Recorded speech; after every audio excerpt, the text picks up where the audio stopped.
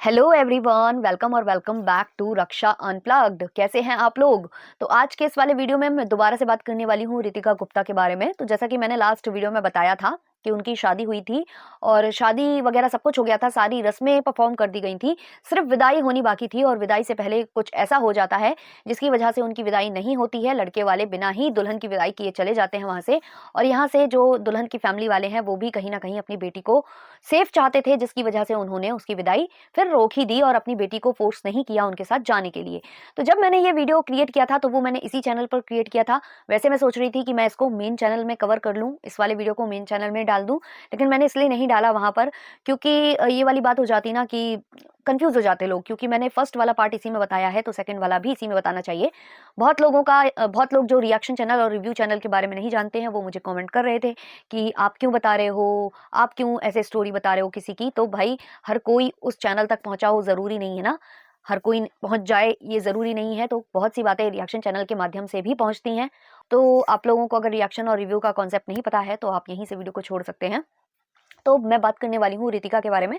तो जैसा कि मैंने लास्ट वाले वीडियो में बोला था, इनका वो वाला ब्लॉग देखकर, और मैंने बताया था कि ये जो इन्होंने वीडियो डाला है इन्होंने खुद क्लियर किया है कि वो कंटेंट के लिए नहीं है, वो एक तरीके से प्रूफ के लिए है। क्योंकि कल को उन पर उंगलियां ना उठें, क्योंकि कल को ये ना कहा जाए कि विदाई हुई थी और फिर डिवोर्स वगैरह की प्रक्रिया और जो ये कोर्ट वगैरह कचहरी वगैरह उन्हें ना करना पड़े। उन चीज़ों के लिए उन्होंने अपने प्रूफ के तौर पर ये वीडियो उन्होंने डाला था।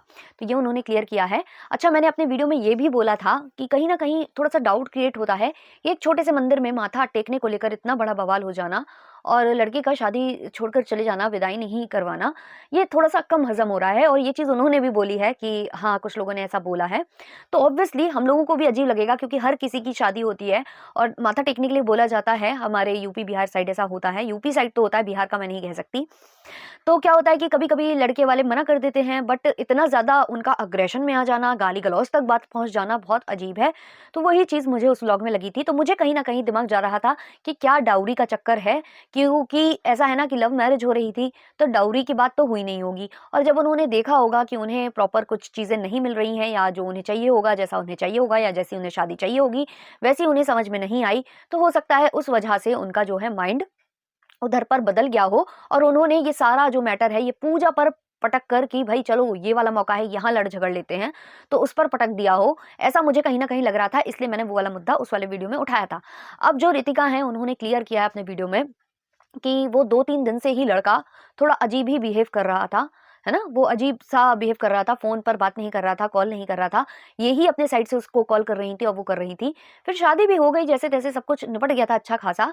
लेकिन फिर ये जो है माथा टेकने को लेकर इतना ज्यादा बवाल हुआ। अब उसके बाद जब वो विदाई कराकर नहीं ले गए तो रितिका को इस चीज की आशा थी कि वो मुझे शायद वापस लेने आएगा, शायद उसे अपनी गलती का होगा एहसास। और ये चीज उन्हें इसलिए लग रही थी क्योंकि दोनों का 3 साल का जो है लव रिलेशनशिप था, उन दोनों के बीच में लव था। तो कहीं ना कहीं उन्हें लगा कि फैमिली का प्रेशर है या कुछ ऐसी बात है जो उन्हें बुरी लग गई है, लेकिन वो रियलाइज करेंगे तो मुझे वापस आकर ले जाएंगे। लेकिन रितिका का कहना ऐसा हुआ ही नहीं, हुआ ही नहीं, वो मुझे लेने नहीं आए। और उनका ये भी बताना है कि जो उनकी मदर है वो काफी ज्यादा रो रही थी, मतलब लड़के की जो माँ है वो चाहती थी कहीं ना कहीं कि जो बहू है उसकी विदाई हो जाए, बहू अपने घर पहुंच जाए। और वो काफी रो भी रही थी इस चीज के लिए, और उन्होंने काफी ट्राई भी किया इनके परिवार से बात करने की, अपने परिवार को लाने की। और रितिका का कहना है कि परिवार आया भी था, बैठकर बातें भी हुई, लेकिन कोई बातों का कोई भी निष्कर्ष नहीं निकल पाया। जो लड़का है उसे भी बुलाया गया, उससे भी अकेले में बात करने की कोशिश की रितिका ने, लेकिन वो उस लड़के ने उनसे बात नहीं की, इवन उसकी तरफ जो है सिर उठाकर देखा भी नहीं। अच्छा, रितिका को भी कहीं ना कहीं ये चीज इसलिए लग रही थी ना कि वो आएगा वापस मनाने, क्योंकि उसकी मॉम बता रही थी कि वो अपने आप को कमरे में बंद करके रखता है और उसका बीपी काफी ज्यादा लो है, उसकी तबीयत ठीक नहीं है। तो रितिका को इन चीजों से कहीं ना कहीं मुझे लगता है आशा हो रही थी ये चीज की कि अगर वो भी सही नहीं है, वो भी इन चीजों के बारे में शायद अपने आप को कमरे में बंद करके सोच रहा है, शायद वो भी सोच रहा है कि जो हुआ गलत हुआ, तो शायद उसका माइंड जो है चेंज हो जाएगा और वो मुझे आकर ले जाएगा। तो इसलिए उसमें कहीं ना कहीं उस चीज की आशा थी, लेकिन वो नहीं आया। उस दिन बात करने भी आया तो उसने उसकी तरफ मुड़कर भी नहीं देखा और ना ढंग से बात की। जब इन्होंने पूछा कि तुम क्या चाहते हो, रितिका ने उनसे पूछा कि तुम क्या चाहते हो, मुझे चलना चाहिए तुम्हारे साथ, क्या तुम मुझे ले जाना चाहते हो, तो उस पर भी उसका क्या जवाब आता है कि तू सोच ले, तुझे जो करना हो, तुझे जैसा ठीक लगे। तो इनको लगा कि जब अभी भी आप नहीं बोल रहे हो कि जो हुआ हो गया, चलो उसको भूलते हैं, चलो साथ में चलते हैं, तो यही सब कुछ चीजें सोचकर जो है रितिका फिर वहां नहीं गई हैं। और दूसरी बात ये भी है कि जिस मामा की वजह से लड़ाई हुई, जिस मामा ने गाली-गलौज की, वो उन्हीं के साथ रहता है, ये भी रितिका ने बताया। तो रितिका का कहना है कि अगर मैं उनके साथ वाक़ई में चली जाती और कल को फिर से मेरे साथ वैसा ही दुर्व्यवहार होता, तो फिर मैं बहुत ज़्यादा फँस जाती और फिर लीगल पचड़ों में फँसना पड़ता ना, कि विदाई हो चुकी है, अभी तो केवल शादी हुई है, विदाई नहीं हुई है, तो वो लीगली नहीं जाएगा। लेकिन अगर ये चली जाती हैं, तो फिर उसके बाद सारा कुछ ना लीगल हो जाएगा और फिर उन्हें बैटल लड़नी पड़ेगी अपनी।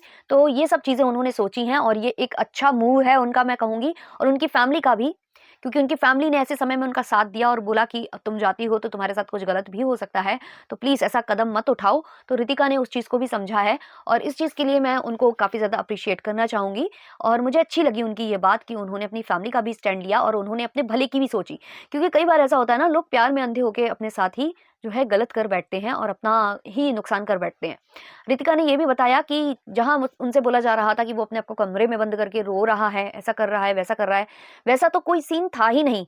रितिका का कहना है कि इसी बीच वो एक शादी अटेंड कर रहा था, जहाँ वो उनके परिवार के रीति-रिवाज भी जो है बना रहा था। मेरे घर में एक मत्था टेकने में उसको प्रॉब्लम हो रही थी, लेकिन वहाँ उनके रीति-रिवाज वो बढ़-चढ़ के सेलिब्रेट कर रहा था और अच्छा खासा वो हँस रहा था, मतलब अच्छे से सेलिब्रेट कर रहा था। उसके फेस पर मुस्कान थी, ऐसा लग ही नहीं रहा था कि उसने कुछ गलत किया है किसी लड़की के साथ, उसने काफ़ी ज़्यादा गलत किया है। तो ये सब बातें सुनकर बड़ा आश्चर्य होता है यार, शादी से भरोसा उठने वाली बात हो जाती है। जो बहुत लोग ऐसी चीज़ें सोचते हैं, उनके मन में कहीं न कहीं डर होता है कि भाई बहुत बहुत ज़्यादा आफ़त की बात है अगर मतलब ऐसा हो जाए, तो लोग अब तो शादी के नाम से डरने लगे हैं। मेरे जैसे बहुत से लोग होंगे, मैं तो बहुत ही डरती हूँ, तो और भी लोग बहुत डरते होंगे इन सब चीज़ों से। ख़ैर जो भी हुआ, रितिका को लेकर यही बोलना चाहूँगी कि जो था वो हो गया है। आगे बढ़िए, अपना जो है अपना ख़्याल रखिए, अपने परिवार का ख़्याल रखिए। उनका कहना है कि वो अब डेली व्लॉगिंग करेंगी और अच्छे से करेंगी, इन सब चीज़ों को अब वो छोड़ देंगी, आगे बढ़ेंगी। और ये भी मुझे बहुत अच्छा लगा उनका, क्योंकि हर वक़्त आप इस चीज़ को लेकर नहीं बैठ सकते हो ना। और उनका ये भी बोलना है कि इस शादी की वजह से उनके जो पापा हैं, उनके जो भाई हैं, वो कर्ज़े में गए, क्योंकि शादी होती है लड़की की, धूम-धाम से होती है, काफ़ी कुछ खर्चे होते हैं। तो कई बार फैमिली अच्छे से अच्छा करने के चक्कर में कई बार लोन और ये सब करते हैं और उसमें हो जाता है काफ़ी कुछ। तो यही मैं कहूँगी कि अब आप अपनी फैमिली का सपोर्ट बनिए, आप अपने चैनल पर वर्क करिए, आपको प्यार मिला है ऑडियंस का, आगे भी मिलेगा। आप वर्क करिए और अपने फैमिली का साथ दीजिए ऐसे बुरे वक़्त में, आप उनका सहारा बनिए और वो आपका सहारा बने। और आपको आगे आने वाले टाइम के लिए बहुत सारा जो है बेस्ट ऑफ विशेज़, मैं बहुत सारी विशेज़ आपके को देती हूँ। आप बहुत सारी तरक्की करें और इन सब चीज़ों से आप जल्द बाहर आएँ, ऐसी ही मैं आशा करती हूँ। तो ये वाला वीडियो इसको मैं करती हूँ यहीं पर एंड, मिलते हैं नेक्स्ट वाली वीडियो में, तब तक के लिए बाय बाय।